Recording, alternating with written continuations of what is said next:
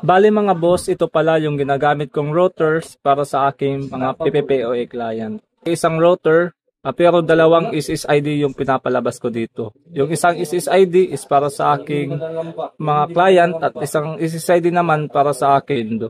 Nabili ko lang boss ito ng napakamurang halaga. So sa Shopee available po ito. Sa nagbabalak, ibibigay ko na lang yung link sa description. Dual band na po ito mga boss. So kung nagbabalak ka, ito yung marirecommend ko. Efficient, mura na at nawala namang problema. Napakadali lang i-set up mga boss. So dito ipapakita ko kung paano ko kino-config yung ganitong router. Una, gawa po muna tayo ng PPPoE account. So test lang natin to mga boss. Gawa muna ako ng account. Pangalan na lang natin ng test. Valid test, then password. Lagay na lang natin 1, 2, 3. So mag-set lang tayo ng kung ilang Mbps yung ilalagay natin. So sample lang to, maglagay lang tayo ng 10 Mbps. Then kung kailan mag-expire, 2025, 10, 16. So, sample lang naman to. So, ito yung expiration date niya. Then, okay. Okay. Okay. So, ngayon, meron na tayong PPPoE account. Ito. Mag-config na tayo ng router. Bali, ito na boss, naka-plug na. Pasokin natin. So, dito na tayo mag-config. Una, pasokin natin muna yung kanyang dashboard. So, type lang natin dito 192.168.1.1, then enter. Pasok muna tayo sa admin mga boss.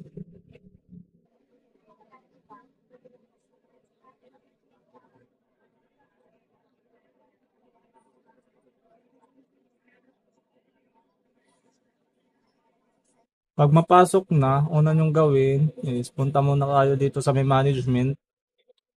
Then dito sa may maintenance account, pwede nyo palitan ng password. Pero dito, di ko lang muna papalitan since sample lang naman to.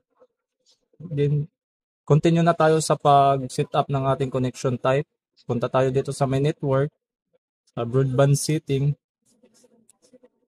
Dito po tayo mag-set ng ating mga connection type.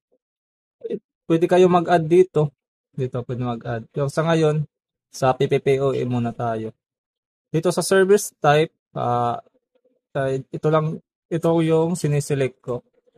Then, sa LAN ID, ito, nakadepende ito kung anong LAN ID yung ginagamit nyo sa PPPoE. So, gamit ko sa LAN ID ko is 100. Then, yung priority, set lang na natin sa 7. Then, dito sa may MTU, set ko sa 14. 1492 dahil ito naman yung nakaset sa akin. Ito yung LAN port, bali pwede nyo ito i-check kung gusto nyo magpatagos ng internet galing sa LAN. Pwede din naka-close. So, para sa PPPoE SSID 1, SSID 2, then check ko lang yung LAN 1 at LAN 2. Dahil yung LAN 3 at LAN 4 is para sa Bindok ko yan. Dito tayo sa may IP mode, IP mode is remain nyo lang sa IP B4. Then dito tayo sa 1 IP mode, select natin is PPPoE. Then dito tayo maglalagay ng ating account. Yung sample test natin is test yung account, then 1, 2, 3 yung password. Yan. Pagkatapos yan, apply lang tayo. Bali nakapag-set na tayo ng ating PPPoE. Ngayon mag-set naman tayo ng configuration para sa ating window. Para sa isang router, dalawa yung lalabas na SID. Isang SID is para sa PPPoE client natin. Din yung isa is para sa window natin. Para yung window natin is malawak na ang kanyang coverage. So add lang tayo mga boss. Then dito sa may connection type, set lang natin sa bridge. Bali yung setup ko pala is multi-blan. Sa sample dito is gagamit tayo ng blan 22. Then the priority, Lagay lang natin sa 7. Then, magpapalabas ako sa LAN port 3 and 4. Yan. Dahil kung gusto ko connect sa client, sa router ni client, para sa aking Windows, pwede ako kumuha sa kanya sa LAN 3 and LAN port. Then, SSID 2. Tapos apply. Then, okay na yan mga boss. Ngayon is magsisit tayo ng SSID. Punta muna to sa may 1. Nandito sa advance, ito yung SSID name, dito natin papalitan. So, bali, dito sa sample, yung SSID ng PPPoE client is, lalagay ko lang muna is PPPoE. PPPoE test. Yan. Then, wag na natin lagyan ng password para madali tayong makakonect. Then, none. Apply. Maglagay din tayo ng SSID 2 para sa ating window. SSID 2. Kung makikita nyo boss, bali 4 na SSID ang pwede ipalabas sa isang router. Pero yung gagawin natin is 2 lang. SSID 2, then enable natin dito. Enable. Sa window. Sa LAN 22 sa window. Bali yan po yung ipapangalan muna natin. Then walang password. Apply. Sa may 2.4 po lang yan mga boss po. Ngayon punta na tayo sa may 5G. Ganon pa din. SSID 1 is PPPoE test PPPoE. Tika lang. Nakalimutan ko yung SSID 2. PPPoE test pala.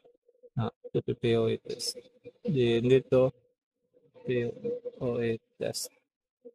Yan. PPPoE test. Then wag lagyan ng password para madaling makakonect. Nakadepende yan sa inyo. Pwede nyo lagyan. Then, set ulit tayo para sa 5G ng ating sub window. LAN 22. Yan. Bali ito. Huwag kalimutan na enable. Then, apply.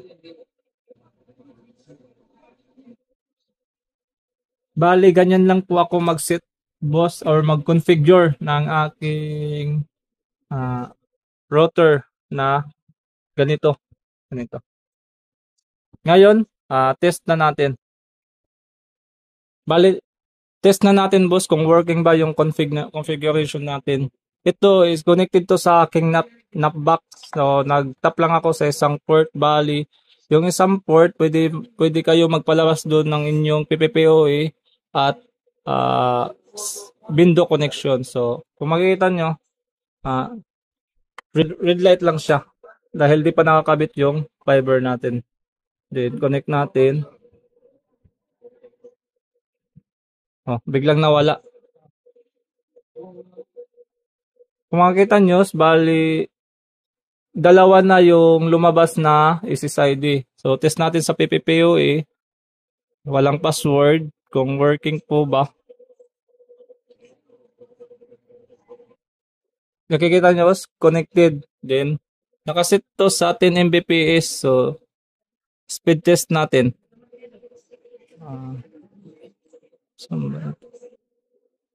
Ito.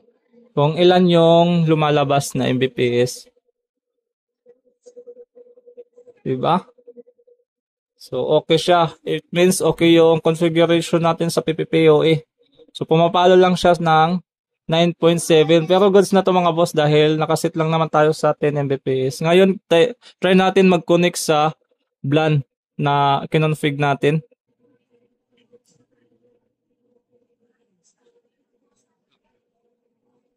Check natin kung tumatagos yung ating window o system ng ating window. Kung makikita nyo boss, na-connected na ako since may time ako sa aking window. Bali, di nalalabas yung portal niya. Connected. Then, check natin yung connection type ng portal. Dito tayo sa may Wi-Fi 5 dahil Wi-Fi 5 yung ginagamit ko. Then, sa client. Punta tayo sa my client info. Kung makikita nyo boss, BLAN 20 to po. Bali tumagos yung ating kinonfig na setup. Bali yan lang po kung paano ko kino-config yung aking IoT. Bali po ito ay router ni client side. At the same time, AP ng aking window. Bali yung dalawa yung pinapalabas ng SID para mas maging malawak yung coverage ng aking window.